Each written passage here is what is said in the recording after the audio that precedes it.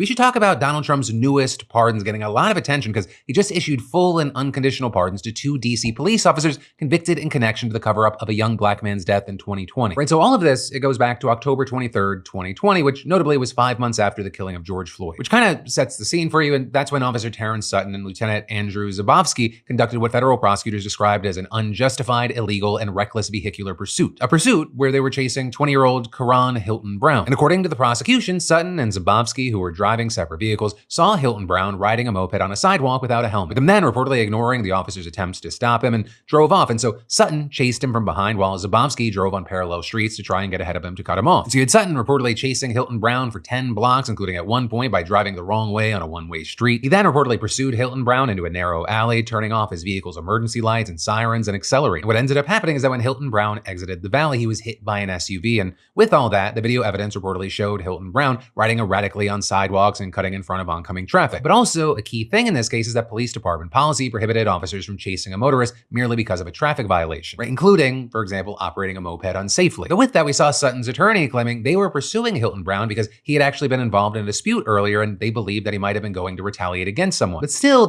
for many, that didn't explain what reportedly happened next, which, according to the prosecution, was to, quote, bury all this under a rock, with a statement from the U.S. Attorney for the District of Columbia saying, as Mr. Hilton Brown lay unconscious in the street in a pool of his own blood, Sutton and Zabowski agreed to cover up what Sutton had done to prevent any further investigation of the incident. And specifically, the prosecution says that the officers turned off their body cameras and conferred with each other, with Sutton giving the driver of the SUV permission to leave. With then, the officers reportedly failing to notify the department's major crash unit as was required or secure the crash site for evidence collection. And then finally, here, according to the prosecutors, the officers misled their shift commander by describing the crash as relatively minor, downplaying Hilton Brown's injuries and leaving out any mention of a chase. And so what we ended up seeing is Sutton and Zabowski both being convicted on charges of conspiracy and obstructing justice in 2022, and Sutton also being found guilty on second-degree murder. And for all that, they were sentenced to 66 and 48 months in prison. Though, notably, the officers had remained free pending the outcomes of their appeals. And so now, thanks to Donald Trump's pardons, they're not going to be going to jail. And with that, you have the DC Police Department thanking Donald Trump, saying,